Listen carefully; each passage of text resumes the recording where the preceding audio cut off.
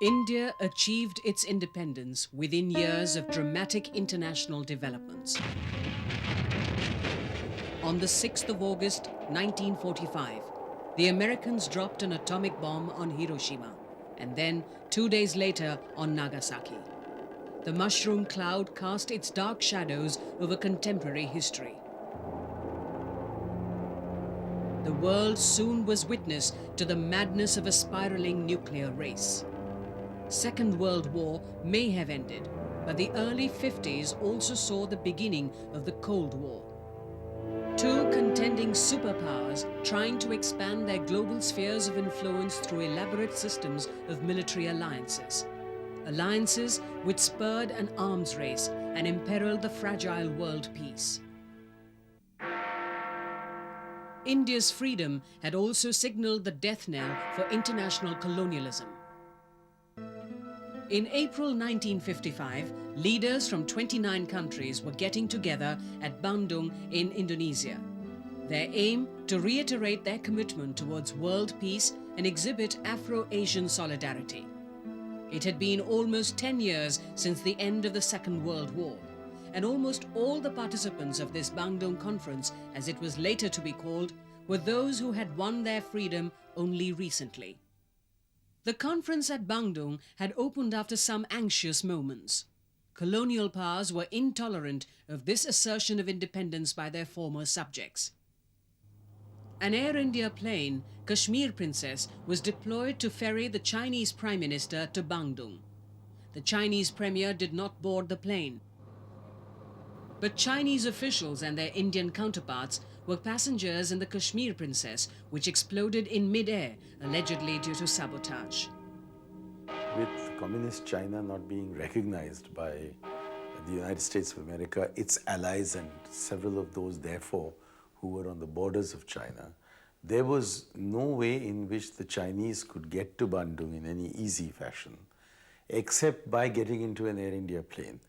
And it appears as if Chiang Kai-shek's agents decided to teach both India and China a lesson by placing explosives on that plane, which then crashed somewhere in the South China Sea. Jawaharlal Nehru, then Prime Minister of independent India, dominated the session. It was here he articulated once again his famous doctrine of Panchsheel, his mantra for world peace. He had delved deep into the country's civilization to find this word. It was coined from Buddhist precepts, the noble five-fold path. When he let the word, like Panchasheel, be used, he consciously employed a term from Buddhist metaphysics. It is not the Sanskrit sheel per se, it is Buddhist sheel. In other words, he tried and gave it a doctrinal status. That not only that we as newly independent states want our sovereignties and territorial integrities to be respected, but over and above that, it should have and would have the same significance as a doctrine in a foreign policy does, as it emanates, shall we say, from Washington or from Berlin or from Paris or wherever. He knew well that it was not enough to prevent war and check the spread of an arms race. It was imperative to remove the causes of war, to strengthen the social structures which support peaceful cooperation. Without peace, Nehru said, all our dreams vanish and are reduced to ashes. Panchsheel was a powerful reaffirmation of the sovereignty and equality of nations, a commitment to non-interference and non-aggression. It was not merely a reactive doctrine. It was also it had an internal consistency of its own, in as much as it created or at least sought to create, a climate within and among Asian states that is which recognized also the national sovereignty and territorial integrity also in those terms. After Bandung, Nehru gained recognition as a statesman and frontrunner of the Afro-Asian world. Nehru's search for a foreign policy converged with his urge to give independent India the security of self-reliance. He had intuitively understood that if the country was to move forward, if it was to give its hungry millions food and shelter, it needed to ensure that there was peace. At no other time during the contemporary history of modern India was one man's vision so inextricably linked with the shaping of its foreign policy. And no one man articulated this better or with deeper conviction. I am no man of wisdom. I am only a person who has dabbled in public affairs for nearly half a century. Learned something from them, and mostly that I have learned is how wise men often behave in a very foolish manner. In ages long past, a great son of India, the Buddha, said that the only real victory is one in which all are equally victorious, and there is defeat for no one. In the world today, that is the only practical victory. Any other way will lead to disaster.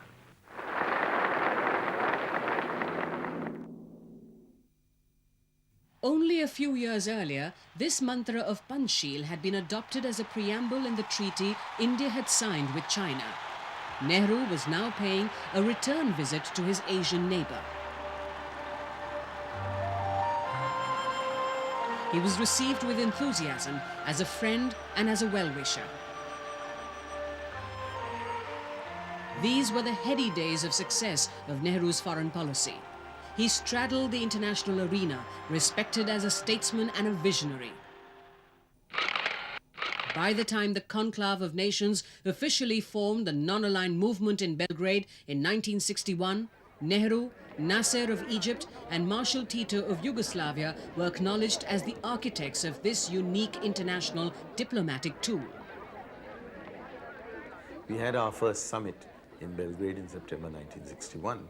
And it was during this period, 1956-61, that I would think it would be true to say that the old world gave up its pretensions and the new world became the dominant world power. Acceptance of India as the leader of the non-aligned camp lent great prestige to India. India was invited to play an ever-increasing role in international organization. The birth of the non-aligned movement was a crucial development. It came about in a world divided into two camps, owing their allegiance either to the USA or to the Soviet Union. But Nehru defined this concept not in negative but positive terms. Non-alignment was not fence-sitting or passive neutrality, he said. It meant autonomy, to take decisions according to the country's interests on merits of the case. A country of India's size and civilizational import could never become a camp follower. Our policy is neither neutral in that sense nor passive. It is an active, positive policy, well, in favor of peace. The Indian example encouraged many other newly independent states to assert their own independence in the conduct of their international relations. But countries like the USA viewed the world in more simplistic terms. If you were not with us, you had to be against us. They saw India as setting an extremely bad example to the emerging nations for these nations who didn't have political power or economic strength or military clout to turn around and say that, look, we're not wanting to become your subalterns or the subalterns of the others. We have a point of view of our own. They didn't want that to happen because they felt that that would weaken the capitalist camp vis-a-vis the communist camp.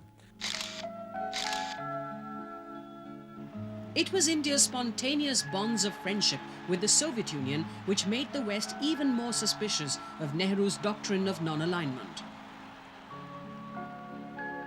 In the early days since independence, Nehru was in a hurry to modernize the nation, and he chose the path of a mixed economy, government as well as private participation.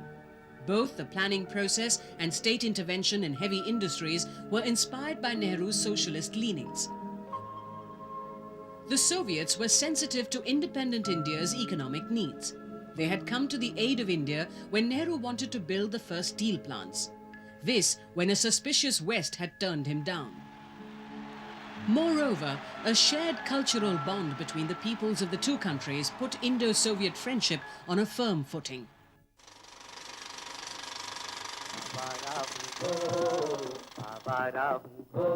Raj Kapoor, the popular Indian film star, had a huge fan following in the Soviet Union.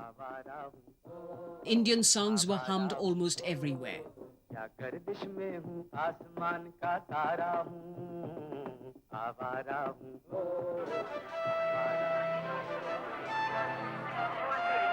When Khrushchev and Bulganin visited India, they were given a spontaneous and rousing reception. Nehru, however, maintained that this friendship in no way violated his commitment to non-alignment. Analysts also recalled that Soviet Union had no history of colonialism, and in crucial United Nations declarations, the Soviet sympathies were always with the newly decolonized countries. On colonial matters, on apartheid, on disarmament, the Russians voted, the Soviet Union voted with the non-aligned movement countries. So, and the Soviet Union did not have a history of classical colonialism. They didn't have any overseas colonies in Africa or in the Caribbean or in parts of Asia. So, on all these issues at the United Nations, the Americans and the British and the French voted against the non-aligned movement. The Russians voted with us. So, inevitably there was good relationship with them. But this doesn't mean that in any way the non-aligned movement was subservient to the Soviet Union. It was not. But Nehru's ideals of Panchsheel were soon to come under severe strain.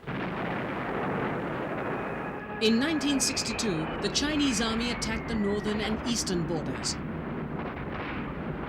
They disputed the existing McMahon line as the boundary between the two nations and claimed large chunks of Indian territory as theirs. The 12-day war was a one-sided affair. An unprepared and underarmed Indian army was overrun by Mao's troops. But even before Nehru could ask the two major blocs for military help, the Chinese unilaterally declared a ceasefire. For many, this was the biggest setback to Nehru's foreign policy and a stricture against his idealism.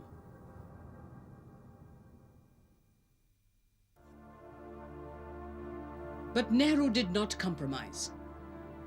He was bewildered by the Chinese betrayal, yet continued with his support for the Chinese seat in the United Nations Security Council.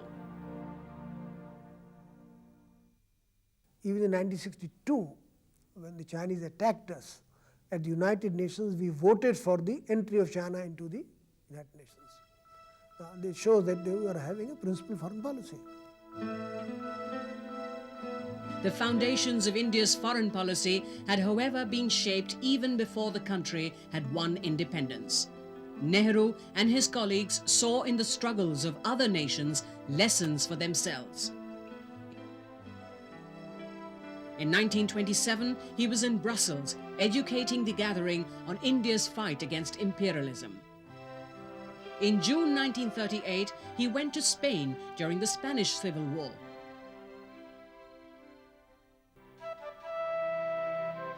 Nehru's worldview was tempered with the struggle of his country's independence.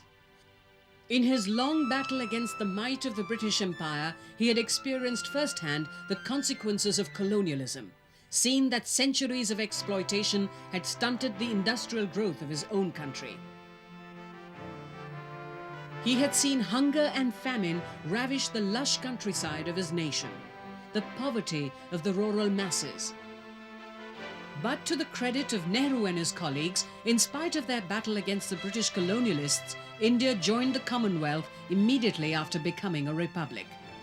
In the coming years, India would play a major role in this club, consisting of the former colonies of the British Empire. In the fight for the country's freedom, Mahatma Gandhi, Nehru's spiritual father, had evolved and offered the world a new doctrine, that of peaceful non-cooperation. His mass movement and his refusal to advocate violence at any cost had captured the attention of the world. Mahatma Gandhi was to inspire men and women who were themselves battling the tyranny of racism and apartheid. In the last 500 years that has come out of Asia, Africa, Latin America is Mahatma Gandhi's non-violent, non-cooperation. He added a new dimension to political activity. And the dimension made it possible for the most powerful empire in history to come to terms with him. And it is a remarkable achievement. And it affected Martin Luther King in America, Mr. Asheville, a teacher in Argentina who got Nobel Prize for Peace, a priest in Belgium, Father Pierre, Chief Albert Luthuli in South Africa. So his influence, Gandhi's moral influence, was far greater than his political influence internationally. Spurred by the Mahatma's ideals, India took a principled stand on the issue of disarmament. The mushroom cloud had come to symbolize a new horror. Those were the days when the image of an Armageddon haunted world security. India spoke against the irrationality and the consequent horrors of the nuclear arms race in every international fora. More and more we live under a kind of regime of terror. Terror of what? Terror of some kind of catastrophe, like war descending upon us, some kind of disaster when nuclear weapons are used, and the future of the world's survival is imperiled. Nehru's death in 1964 saw the end of an era in Indian politics, but it did not dramatically alter India's perception of its role in world affairs.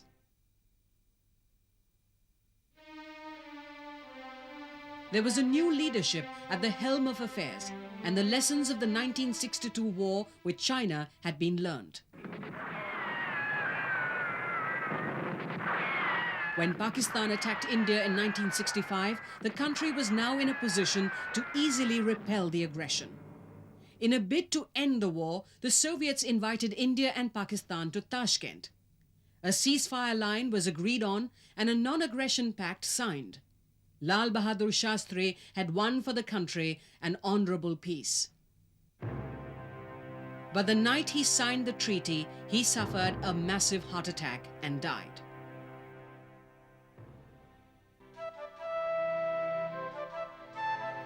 On the 25th of January 1966, Indira Gandhi was sworn in as the next Prime Minister of India. It was during her tenure that India once again took centre stage in international affairs, working within the framework of Nehruvian philosophy. Non-alignment was the cornerstone of this agenda. As Mrs. Gandhi secured her position in domestic politics, coincidentally, India began to be seen more prominently in the international arena. But her moment of glory was yet to come. By 1971, internal events in Pakistan cast their shadow over South Asia. The strife in East Pakistan was now almost a civil war. Millions of refugees from East Pakistan began to cross over the border, escaping genocide. War was inevitable.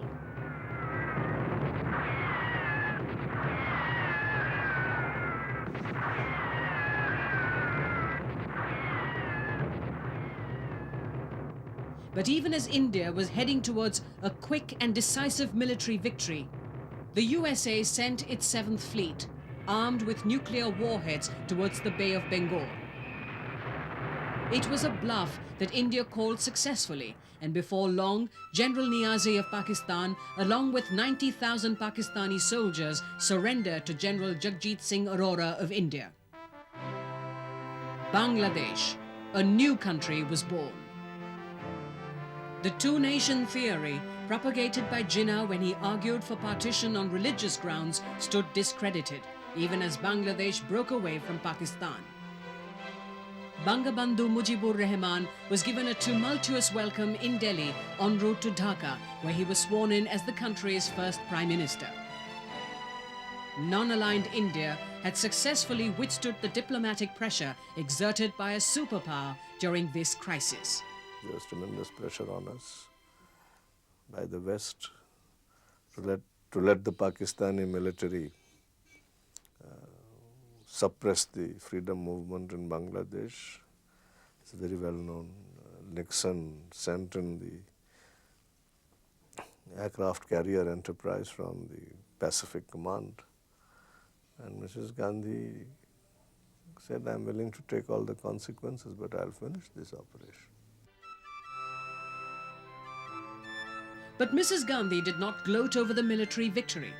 In a statesmanlike gesture, she signed the Shimla Agreement of 1972 with Zulfikar Ali Bhutto, then Prime Minister of Pakistan. All Pakistani prisoners of war were returned, and it was decided that all disputes between India and Pakistan were to be settled bilaterally within the ambit of this agreement. It was a high point of Indian diplomacy, and one from which Indira Gandhi herself was to benefit politically. Anti-colonialism and anti-racism were natural corollaries of India's foreign policy. By the time Rajiv Gandhi took over the political leadership, India was in the vanguard of nations asking for economic sanctions against the regime in South Africa practicing apartheid. In the Commonwealth Summit held, Rajiv Gandhi took on the wrath of Margaret Thatcher, then Prime Minister of Great Britain, and asked for sanctions against South Africa. Mrs. Thatcher was refusing, so he said that both in the Commonwealth and at the UN, he said, "I will not accept it."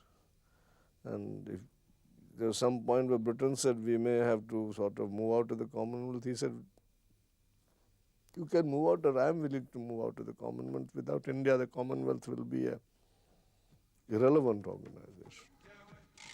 He was also instrumental in asking non-aligned nations to form the Africa Fund.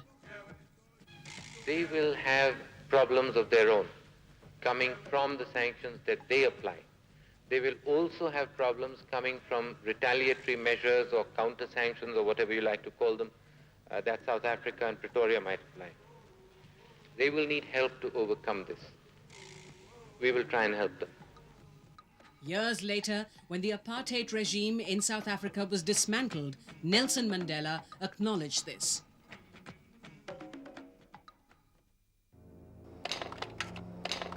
Indian foreign policy came under strain after the collapse of the Soviet Union and the propagation of the validity of the unipolar world theory. There were doubts cast on the validity of the non-aligned movement. But while new opportunities opened, it cannot be said that tensions in the world have lessened. Aggressive and exclusivist sentiments continue to tear apart social fabrics built laboriously over centuries with disastrous consequences for development, peace and security. The voice of the developing world has never been more marginalized or ignored. Experts claimed relevance of non-alignment is not in doubt, but its efficacy depends on the collective will of the movement. India seems committed to stand up for what it believes in. It was not just trying to avoid being part of somebody else's quarrel that was the rationale of the non-aligned movement. There were concerns of the South. There were concerns of the Third World. There were the concerns of the emerging nations, which continue to remain whether the Berlin Wall stands or has fallen. The Berlin Wall changed everything for the East and the West. It changed very little for the South. The Indian thesis is that enormous challenges facing the world today have to be tackled in the United Nations. But this institution requires to be reformed and revamped to reflect present-day realities. The Security Council has to be made more representative to enhance its legitimacy and effectiveness. All objectively defined criteria favor India's inclusion in this body.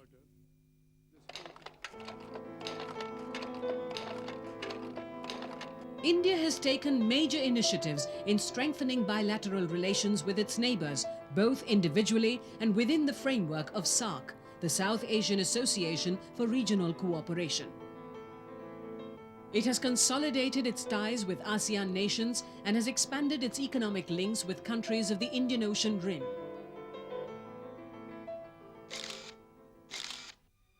Five decades after independence, the principles of Indian foreign policy remain relevant to the needs of the nation, and India continues to speak up for the developing and underdeveloped countries. The age of traditional colonialism may be over, but new forms of domination and imperialism persist. Neo-colonialism can prove no less perilous. Over the years, the country has been exposed to external threats and is confronted with complex domestic challenges. Its foreign policy has to cope with protecting the autonomy of its policy making and independence of action in the face of any political hegemony or economic monopoly.